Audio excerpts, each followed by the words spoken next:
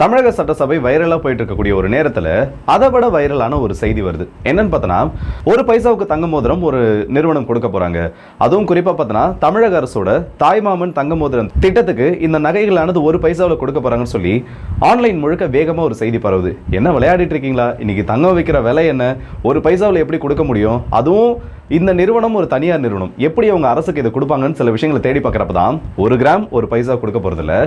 அரசு வழங்கக்கூடிய அந்த 4 லட்சத்துக்கும் அதிகமான மோதிரங்களுக்கு செய்கூலி சேதாரம் இல்லாமல், ஹால்மார்க் சார்ஜஸ் இல்லாமல், இன்சூரன்ஸ்க்கான சார்ஜஸ் இல்லாமல், டிரான்ஸ்போர்ட்டேஷனுக்கான சார்ஜஸ் இது எதுவுமே இல்லாமல் வெறும் ஒரு பைசாவில் நாங்கள் இதை பண்ணித்தர போகிறோன்னு ஒரு அறிவிப்பு கொடுத்துருக்காங்க. இந்த ஒரு அறிவிப்பு வெளியில் வந்ததுக்கு அப்புறமா இது சம்மந்தப்பட்ட பல விமர்சனங்கள் வந்திருக்கு. அப்படின்னா அரசு கிட்ட இவங்க ஏதோ ஒரு பெருசாக எதிர்பார்க்குறாங்க, இல்லை இந்த நிறுவனத்துக்கு அரசு முக்கியமான ஏதோ ஒரு இடத்துல சலுகை கொடுக்க போதுன்னு சொல்லி இது சம்பந்தப்பட்ட ஏகப்பட்ட செய்திகள் வந்திருக்கு. சோ இதோட சேர்த்து இன்னும் சில முக்கியமான நிகழ்வுகள் சட்டப்பேரவையில் நடந்ததை இந்த பதிவில் பார்த்துலாம். சோ தெரிந்த செய்திகள், தெரியாத உண்மைகள். இப்போ இந்த தாய்மாமன் தங்க மோதிர திட்டம், இந்த திட்டத்தின் படி பார்த்தனா ஒட்டுமொத்தமா தமிழகத்தில் ஒரு வருஷத்துக்கு 4,01,667 தங்க மோதிரங்கள், ஒவ்வொரு கிராம் 22 கேரட்ல நாங்க கொடுக்க போறோம்னு சொல்லியிருக்காங்க. சோ இதுக்கான டெண்டர் ஆனது தமிழக அரசால கொடுக்கப்படுது. இந்த டெண்டரின் படி பார்த்தோம்னா அரசு நகையை பர்ச்சேஸ் பண்ணி கொடுத்துருவாங்க. இந்த நகையை வெறும் சாலிடா, அதாவது ஜஸ்ட் ஒரு மெட்டல் பீஸா மட்டும் பர்ச்சேஸ் பண்ணி கொடுக்குறப்போ அதை பொருளா மாற்றணும். இப்போ நம்ம நகை கடைக்கெல்லாம் நகை வாங்க போறோம்னு வைங்க, அந்த இடத்துல செய்கூலி சேதாரம் ஒன்று போடுவாங்க. நார்மலாக இருக்கக்கூடிய ஒரு தங்கத்தை அதோட டிசைன் ஏற்ப, இப்போ வந்து மோதிரங்கள் இன்னும் சில வகையான இந்த காப்பு மாதிரி இருக்கிறதுலாம் செய்கூலி சேதாரம் கம்மியாக இருக்கும், வளையலுக்கெல்லாம் கொஞ்சம் கம்மியாக இருக்கும். ஆனால் அதுவே ஆர்னமெண்ட்ஸ் வந்து அதோட டிசைனுக்கு ஏற்ப, இப்போ டிசைனர் கமல்கள் இருக்கு, அதற்கு அடுத்தபடியாக பார்த்தோன்னா இந்த நெக்லஸ் அவன் கழுத்தில் போடுறது, இதுக்கப்புறம் இன்னும் ஒரு வகையான செயின்கெல்லாம் பார்த்தோன்னா அதிகப்படியான செய்கூலி சேதாரம் வரும். ஸோ அந்த டிசைனுக்கு ஏற்ப அது மாறுபடும். இப்போ அரசு அதை மொத்தமாக வந்து தங்கமாக வாங்கி ஒரு நிறுவனத்துக்கிட்ட கொடுக்குறப்போ அந்த நிறுவனங்கள் அதற்கான சார்ஜஸை போடுவாங்க. ஸோ அப்படி இந்த டெண்டரில் யார் யாரெல்லாம் பங்கேற்றிருக்காங்கன்னு பார்த்தோன்னா மொத்தமாக 11 நிறுவனங்கள் பங்கேற்றிருக்கு. இதில் ஜாய் அலுகாஸ் இந்தியா லிமிடெட் வெறும் 0.01 பைசாவுக்கு, அதாவது ஒரு பைசாவுக்கு எங்களால் ஒரு மோதிரத்தை அவுட்புட்டாக கொடுக்க முடியும்னு சொல்லி பிட் பண்ணி அந்த டெண்டரில் ஜெயிக்கவும் செஞ்சிருக்காங்க. என்ன வெறும் ஒரு பைசாவுக்கா? அப்போ மற்றவங்களாம் வந்து எந்த அளவுக்கு கொடுத்துருக்காங்கன்னு பார்த்தோன்னா, ஜிஆர்டி ஜுவல்லர்ஸ் ஒரு மோதிரம் செய்யறதுக்கு 410 ரூபாய் கோட் பண்ணியிருக்காங்க. விமிடி பங்காரு ஜுவல்லர்ஸ் ஒரு மோதிரம் செய்யறதுக்கு 822 ரூபாய் கோட் பண்ணியிருக்காங்க. அடுத்தபடியா டைட்டன் கம்பெனி ஒரு மோதிரம் செய்யறதுக்கு 832 ரூபாய் கோட் பண்ணியிருக்காங்க. அடுத்ததா மலபார் கோல்டன் டைமண்ட்ஸ் ஒரு கிராம் மோதிரம் செய்யறதுக்கு எல்லா சார்ஜஸும் சேர்த்து 871 ரூபாய் கோட் பண்ணியிருக்காங்க. அதற்கும் அடுத்தபடியா emerald jewel industry India limited ஒரு மோதிரத்துக்கு 947 ரூபாய் கோட் பண்ணியிருக்காங்க. த கேடிஎம் ஜுவல்லரி 7வது இடத்துல 964 ரூபாய் ஒரு கிராம் மோதிரம் செய்யறதுக்கு கோட் பண்ணிருக்காங்க. அடுத்ததா மோகன்லால் ஜுவல்லர்ஸ் ஒரு கிராமுக்கு 977 ரூபாய் கோட் பண்ணிருக்காங்க. கல்யாண் ஜுவல்லர்ஸ் 978 ரூபாயும், காவேரியன் கம்பெனி பிரைவேட் லிமிடெட் ஒரு கிராமுக்கு, அதாவது ஒரு மோதிரத்துக்கு 1325 ரூபாயும் கோட் பண்ணிருக்காங்க. கடைசியா பார்த்தா சரவணா ஸ்டோர்ஸ் ஜுவல் செக்ஷன்ல ஒரு மோதிரத்துக்கு 15,356 ரூபாய் 27 பைசா இதை கோட் பண்ணிருக்காங்க. அவங்க வந்து இது நகையும் சேர்த்து கோட் பண்ணாங்களா என்னன்னு தெரியல, ஆனா அதை பார்க்கறப்ப அப்படிதான் தெரியுது. ஒரு கிராம் ரெடி பண்றதுக்கான காஸ்ட்ன்றதை அவங்க எப்படி புரிஞ்சுக்கிட்டாங்கன்னு தெரியல. இவங்க மென்ஷன் பண்ணிருக்கிறது ஒரு கிராமோட காஸ்ட் தான். சோ இந்த நிறுவனங்கள், இந்த 11 நிறுவனங்கள் பங்கேற்ற இந்த ஒரு டெண்டர்ல ஜாய் அலுகாஸ் L1 செலக்ட் பண்ணப்பட்டிருக்கு. ஏன்னா இருக்கிறதுலே மினிமலான அமௌண்ட் அவங்க தான் கொடுத்திருக்காங்க. இப்போ இந்த டீடைல்ஸ், இந்த தகவல்கள் வெளியில் வந்ததுக்கு அப்புறமா ஒவ்வொருத்தரும் ஒவ்வொரு விஷயமா பேச ஆரம்பிச்சிட்டாங்க. குறிப்பா சொன்னா இந்த எதிர்க்கட்சியா இருக்கக்கூடிய திமுக அவங்களோட ஐடி விங் எல்லாம் இதை வந்து பெருசா வந்து ஸ்கேம் நடக்க போகுது, தங்கத்தோட தரத்தை அவங்க குறைச்சிருவாங்க, அரசு கொடுக்கக்கூடிய தங்கத்தை அவங்க மாத்திடுவாங்க, இந்த மாதிரி நிறைய விஷயங்களை பண்ணிட்டு இருக்காங்க. அதெல்லாம் எனக்கு வந்து உடன்பாடு சுத்தமா கிடையாது. எனக்கு தெரிஞ்சு இது பியூர் அண்ட் பியூர் மார்க்கெட்டிங் ஸ்ட்ராட்டஜியா தான் இருக்கும். ஏன்னா அரசு தங்கத்தை கொடுக்குது, அதை செஞ்சு கொடுக்குறாங்கன்றப்போ அதுல பிரச்சனை வந்துன்னா அது எவ்வளவு பெரிய ரிஸ்க் ஆகுன்றது இவங்களுக்கு தெரியும். அண்ட் அது மட்டும் இல்லாம ஒவ்வொன்றுத்திலையும், ஒவ்வொரு மோதிரத்திலையும் இந்த நிறுவனம் தன்னோட பிராண்டிங்கை காமிக்க முடியும். நல்லா நினைச்சு பாருங்க, சிம்பிளான ஒரு கால்குலேஷன் தான். இவங்க வந்து நீங்க ஆளுங்கட்சி சொல்றதையும் விட்டுருங்க, எதிர்கட்சி சொல்றதையும் விட்டுருங்க. பேசிக்கான ஒரு சிம்பிள் மேக்ஸ், 4,41,667 மோதிரம். ஸோ அந்த ஒரு மோதிரத்திற்கு ஆவரேஜா இப்போ ஒரு நிறுவனம் பார்த்தோன்னா 800 ரூபா கொடுத்துருக்கு. இந்த L2 L3 இருக்கக்கூடிய நிறுவனங்கள், குறிப்பா இந்த ஜிஆர்டி ஜுவல்லர்ஸ்லாம் பார்த்தோன்னா 410 ரூபாய் கொடுத்துருக்காங்க. ஸோ நம்ம அதில் ஆவரேஜா எடுக்கணும்னா இதில் சில கால்குலேஷன்ஸை பார்க்கணும்.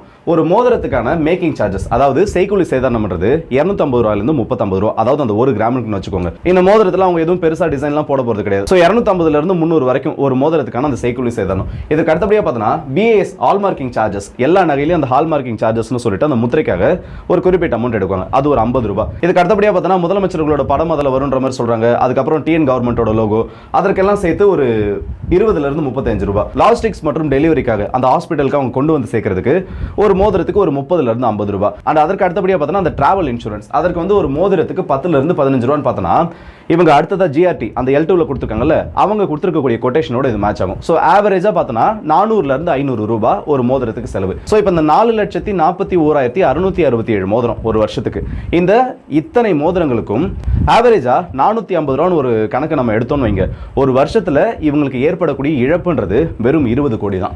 ஆனா அதுவே இப்போ இன்னைக்கு இந்த செய்தி வந்ததுல இருந்து தமிழகத்தோட அத்தனை வீடுகளிலும் இந்த நிறுவனம் போய் சேர்ந்துருச்சு. நல்லா நினைச்சு பாருங்க, இந்த நிறுவனத்தோட பிராண்ட் அம்பாசடரா இருக்கிறது ஒரு நடிகை. அந்த நடிகைக்கு இவங்க வருஷத்துக்கு கொடுக்கக்கூடிய அந்த ஒரு கான்ட்ராக்ட் அமௌண்ட் மட்டுமே எப்படியும் பார்த்தோன்னா சில கோடிகள் இருக்கலாம், சொல்ல முடியாது, அது 3 இலக்கத்தில் கூட இருக்கலாம். ஒரு வருஷத்துக்கான ஒரு பிராண்ட் அம்பாசடரா இருக்கணும். இதுக்கு முன்னாடி நிறைய நபர்கள் வந்து இதில் நடிச்சிருக்காங்க. முதலமைச்சர் விஜய் அவர்கள் கூட ஒரு சில விளம்பரங்கள்ல இதுக்கு முன்னாடி இதில் நடிச்சிருக்காங்க. அப்படி இருக்கப்போ இந்த நிறுவனத்துக்கு இதை விட ப்ராப்பரான ஒரு பிராண்டிங்ன்றதை பண்ண முடியாது.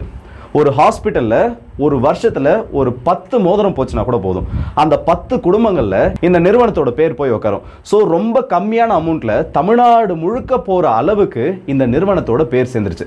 இது தமிழ்நாடு முழுக்க மட்டும் வைரல் ஆகல, இந்தியா முழுக்க இன்னைக்கு ட்ரெண்டிங் ஆயிருக்கக்கூடிய ஒரு விஷயமா வருது. ஸோ இந்தியா முழுக்க அவங்களுக்கு இருக்கக்கூடிய ஒரு ஸ்டோர், இதுக்கு பின்னாடி இருக்கக்கூடிய மார்க்கெட்டிங் ஸ்ட்ராட்டஜி, இது எல்லாத்தையும் பெருசா எடுத்து பார்க்குறப்போ இந்த 20 கோடி இழப்பு 4,41,667 கிராம், அதுக்கு ஒரு கிராமுக்கு 450 ரூபான்னு போடுறப்போ இந்த 20 கோடி லாஸ் அவங்களுக்கு ஒரு பெரிய விஷயம் கிடையாது. ஓவர் நைட்ல இந்த மார்க்கெட்டை அவங்க பெரிய அளவில் அட்வர்டைஸ் பண்ணிட்டாங்க, அவங்களோட நிறுவனத்தையும் அட்வர்டைஸ் பண்ணிட்டாங்க. எனக்கு தெரிஞ்சு இது அந்த நிறுவனத்துக்கு பெரிய ஒரு லாபம் தான், இந்த 20 கோடி தவிர்த்து பார்த்தோன்னா. ஸோ இதில் மற்றவங்க சொல்ற மாதிரி பெரிய ஊழல் நடந்திருக்கவோ இல்லை இதை வச்சு அரசு கிட்ட அவங்க பெருசாக எதிர்பார்ப்பாங்களோன்றது எந்த அளவுக்கு பாசிபிள்ன்றது தெரியல.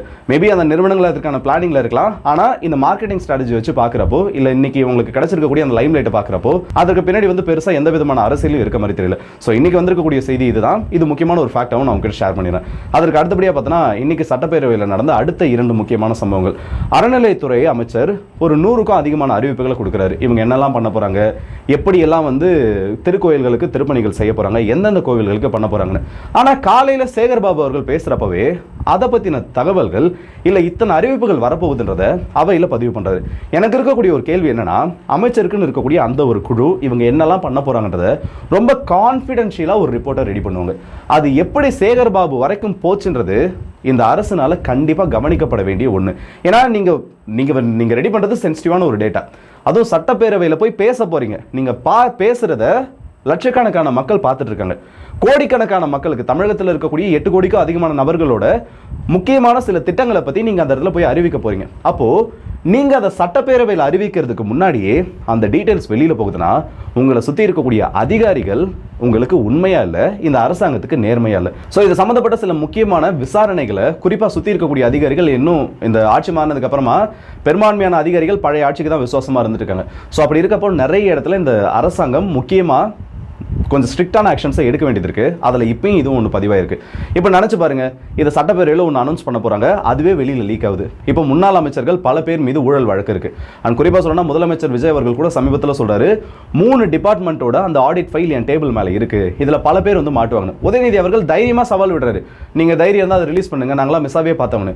அப்போ இந்த விஷயமே வெளியில் லீக் ஆகுது, இந்த இன்ஃபர்மேஷன்ஸே வெளியில் போகுதுன்னா உங்கள் டேபிளில் யார் யாரோட பேர் இருக்கு, இல்லை யாருக்கு எதிராக நீங்கள் என்ன நடவடிக்கை எடுக்க போறீங்க, இல்லை யார் யாருக்கு நீங்க எப்படி எல்லாம் செக் வைக்க போறீங்கன்னு நீங்க ஒரு விஷயத்தை டிஸ்கஸ் பண்றப்பவே அந்த ரூமை விட்டு அந்த இன்ஃபர்மேஷன் வெளியில போறதுக்கான சான்ஸ் இருக்கு.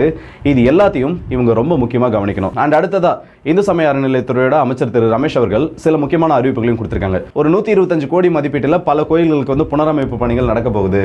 64 கோயில்கள் இதுல கரெக்டா வரும்.